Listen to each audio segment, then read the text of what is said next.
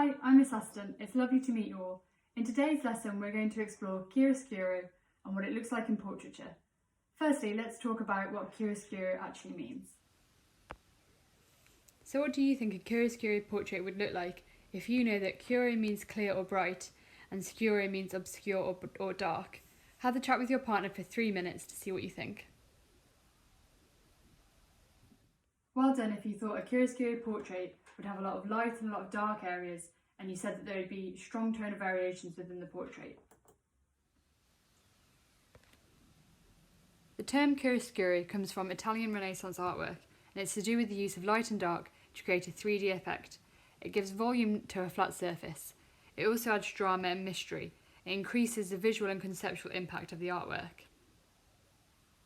Why do you think chiaroscuro is effective in a portrait? Have a chat with your partner and have a think about your answers. So you might have said it created form, you might have said it adds drama, but it also shows that there's a defined light source and increases the impact and builds mystery and obscurity with the painting. The aim of this lesson is to understand what chiaroscuro means, and we've already had a discussion about that. It's to analyse how artists use chiaroscuro in their portraits, and then we're going to create our own artwork using our understanding. In the following slides, I'm going to show you a few examples from historical artwork using chiaroscuro. There will be a little break partway through this where I'm going to get you to do an activity. This is believed to be a self-portrait by Jan van Eyck. The most striking part of this portrait is the sitter's red hat. The strong contrast between the light and dark here has helped enhance the volume and the creases within the hat. This chiaroscuro style is typical of Van Eyck. The artist Caravaggio was known for taking chiaroscuro to the extreme. This is a less extreme example of his artwork. In this painting, A Boy with a Basket of Fruit, the tones and textures of the fruit are enhanced by the darker background. The fruit, which is illuminated by a light source beyond the frame, is ripe and fresh. This sense of youth is reflected in the luminosity of the boy's face. Rembrandt uses chiaroscuro in a different way to Caravaggio. The light in this painting seems to be irradiating from him in this self-portrait. He uses chiaroscuro to reveal the inner self. The darkness here intensifies his rugged features. Before I show you the next artwork, you should see that there are some jigsaw pieces on your desk. I'd like you to try and work with your partner to piece those together. You don't have a reference image for that jigsaw, so you need to look at the visual elements like tone and line to help you put that jigsaw together. So now you've put your jigsaw pieces together, it should look like this. This is a really fascinating piece of art from Sofonsiba Anguissola. So I'm going to talk to you a bit more about why this is such a fascinating example of chiaroscuro. Anguissola has portrayed herself being painted by her teacher. There is an interesting use of the sitter's gaze, where he's not looking at what he's painting, but back at Anguissola herself. Over time, this painting has changed, and restorers discovered a third arm and a striking red dress. It looks as though she might be holding the arm of her teacher, which may have been why she covered this with shadows.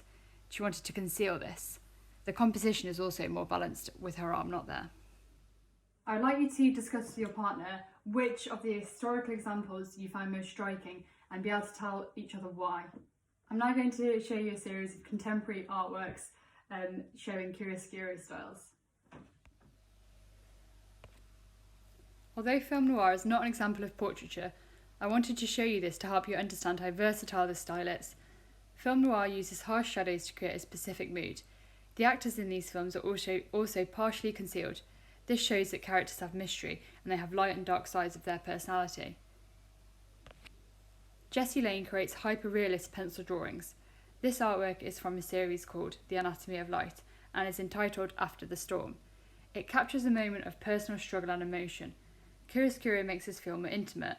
Lane says, "My work provides a window to our own introspective thoughts and our own mystery." This is a photo of Jack White. He's from the White Stripes. I'm not sure if you'll know them. It's a band from when I was a bit younger, to be honest. Rankin is a photographer, and he actually is a fashion photographer. But he says his work is not fashionable, and he says it's important for photography to stand the test of time. He has utilised chiaroscuro style here, and that creates a timeless image. This image is from a still from a video. It's a portrait of David Beckham by Sam Taylor Wood. He hasn't been portrayed kicking a ball, which would be too predictable, nor has he been painted as a portrait, which would probably feel too still. Instead, in this low-lit video, we see him sleeping. The lighting adds to the sense of intimacy in the usually quite private moment. Finally, this is a photograph by Lee Friedlander.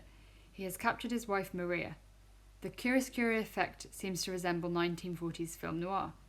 Friedlander has used the light in this frame to light his wife within it. We can also see the shadow of her husband within this inner frame. This reminds us that Maria is looking at him, and not at us as the viewer. It's time to apply our understanding of chiaroscuro to a practical task. I'll hand out this slide.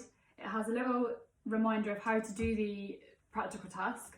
It also has some questions on it. I want you to consider those, and I'll walk around the room and I'll listen to conversations, and I'll also ask you the questions myself.